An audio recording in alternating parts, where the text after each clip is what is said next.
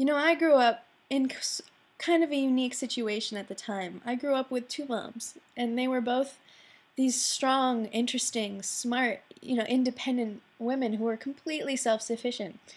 And so the idea that I couldn't do something because I was a girl never even occurred to me, They taught me I could do anything I wanted. I could do anything and be anyone, it came down to how hard I was willing to work for something.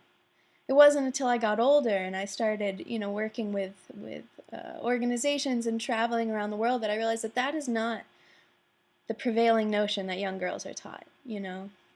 It's honestly it's a tough environment out there.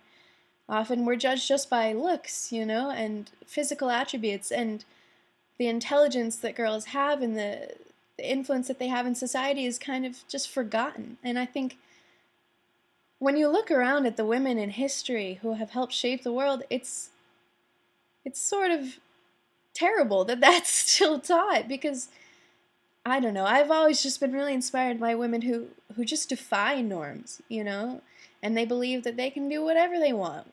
I was really inspired by Shirley Chisholm. I saw a documentary about her in high school. She was the first black woman to run for president in 1972, and I was just so impressed. I mean, I'm inspired by women in all categories, in the arts and science and writing. Women like Rosa Parks, like Anais Nin, Mother Teresa, Toni Morrison, Annie Leibovitz.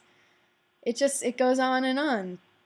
I mean, I read a book called Half the Sky by Nicholas Kristof and Cheryl Wooden, and then I saw the documentary they made after it, and I just think there is no shortage of women we can be inspired by around the world. And I agree with their point of view that women, they hold up half the sky. Women contribute so much to society, and often it's just not appreciated.